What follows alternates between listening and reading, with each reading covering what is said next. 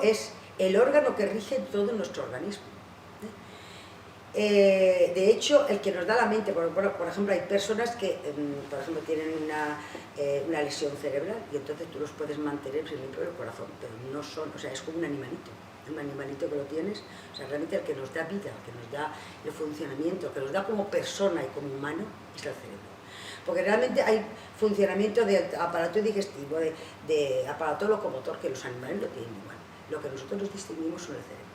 Entonces, el cerebro rige todo en nuestro organismo, incluso el cerebro tiene un gran poder de todo.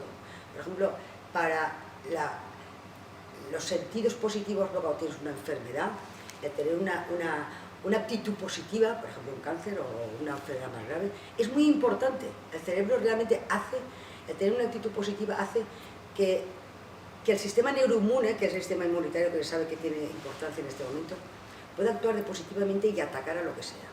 Y puedes incluso curarte. O sea, esto es una cosa importante que sabemos esto. Podemos entender por qué. Porque el poder del cerebro y del sistema inmunitario del cerebro, incluso en las decisiones, incluso en la función de nuestro organismo. O sea, lo rige todo. Si no, seríamos animalitos. Entonces, lo que nos distingue a nosotros como de un mono o de los primitivos que era entre mono y humano, realmente ha sido la evolución del cerebro.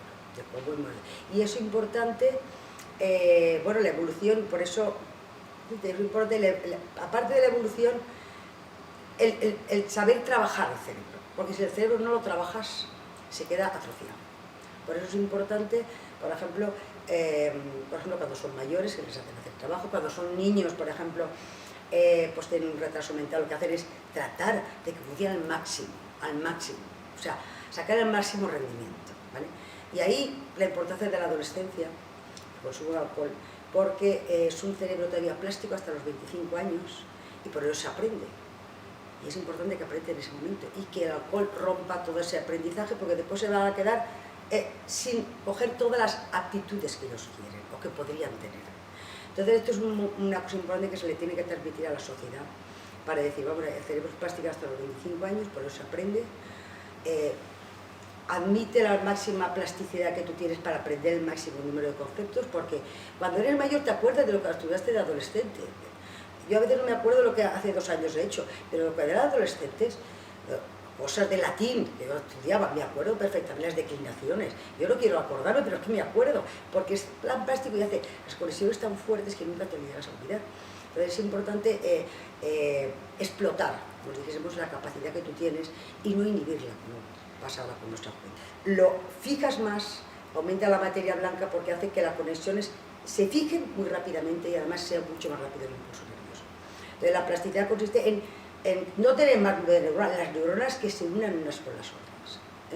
Entonces ese entramado es lo que hace el aprendizaje. Y esto se fija tan fuerte que después no te olvidas, lo tienes ahí. Entonces por eso es importante la plasticidad que hace que en lugar de quedarse suelta se vaya uniendo el máximo número de neuronas para que el cerebro todavía es plástico, puedes aprender, y por eso aprendes, y entonces tengas la máxima capacidad. Realmente es el año mundial del cerebro. Obama ha dado, realmente en Estados Unidos ha habido un gran interés sobre estudios de cerebro. ¿Y por qué el cerebro? El cerebro es de los órganos que todavía no conocemos muy poquito de él, y queremos, porque con las nuevas técnicas que tenemos de resonancia magnética funcional, como una persona hablando, tú puedes ver qué partes se estimulan, qué partes no se estimulan, como por ejemplo ciertos estímulos simplemente focalizan determinadas zonas del cerebro, pero lo que no sabemos es las conexiones entre ellas. O sea, esto es una cosa es como un gran ordenador que todavía no llegamos a entenderlo. Entonces, de hecho tenemos este año el año del cerebro, ha dado muchísimo dinero, en Europa también hay algún proyecto, con las nuevas técnicas que tenemos en este momento, tanto de bioinformática, donde pueden almacenar muchísimos datos, como primero hacer realmente las resonancias funcionales. Hay unas técnicas muy bonitas que son las TDI, que son realmente para ver las fibras de mielina, cómo se conectan entre una parte del cerebro y otra, y es muy bonito, porque es que además ves cómo ciertas alteraciones que producen, o sea, o ciertas patologías que producen alteraciones en la mielina, esas fibras no se conectan. Todo eso lo tenemos desde hace unos años, o sea, cada año tenemos nuevas técnicas que nos realmente iluminan más o menos el cómo es el cerebro y cómo se conecta, porque el problema es el funcionamiento. Entonces yo creo que el año del cerebro nos va a dar en un año, lo que pasa es que si invierte dinero, por supuesto, hay muchos proyectos y vamos a entender un poquito mejor después de este año cómo funciona el cerebro.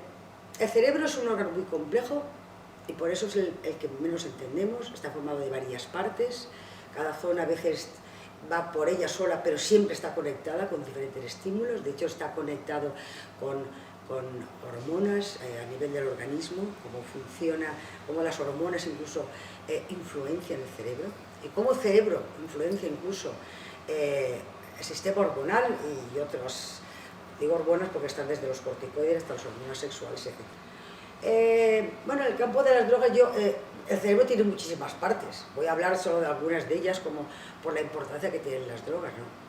Por ejemplo, la zona tegmental ventral, la zona del núcleo accumbens, esta zona es muy importante para la adicción, bueno, es importante para los mecanismos de recompensa, que es realmente pues cuando comemos, cuando bebemos, cuando estamos con amigos, cuando hacemos deporte, cuando tenemos relaciones sexuales, cómo en la parte de recompensa se liberan ciertos neurotransmisores que nos hacen que tengamos placer.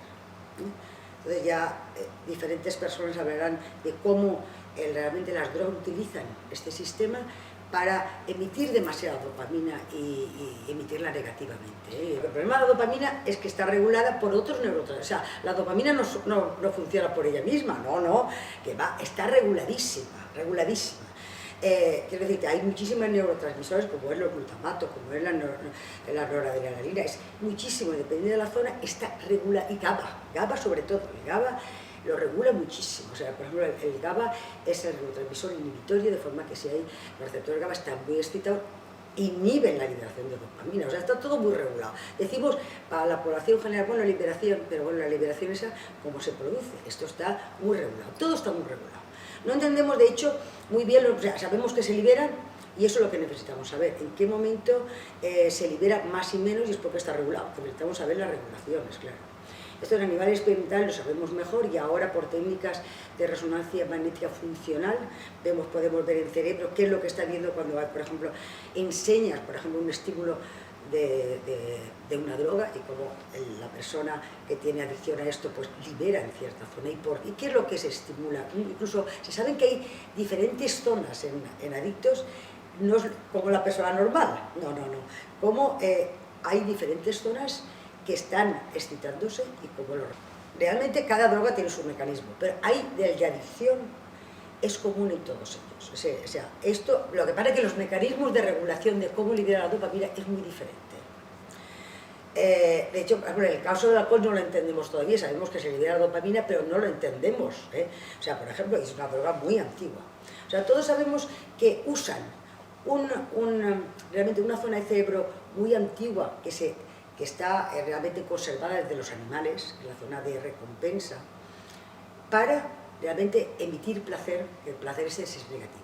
Pero como esa dopamina está regulada, cada droga la regula de una forma, cada droga. O sea, una resulta que libera porque la degradación está inhibida, la otra realmente el GABA se desinhibe y por eso libera, o sea, cada una, o sea, como dijéramos, la puerta final es la misma, pero cómo llegar a esa puerta del laberinto va a ser completamente diferente. O sea, el alcohol es, vamos a ver, cuando yo comparo el alcohol tiene propiedades, tiene muchas propiedades, o sea, desde ser un cardioprotector, que bueno, pequeñas concentraciones, porque las otras drogas no puedes, hasta ser una droga, pero como droga es poco potente, o sea, es una droga poco potente. Fíjate que cualquier droga, nosotros nos tomamos miligramos, podemos ser, realmente en 2 o 3 veces podemos estar realmente dependientes a la droga.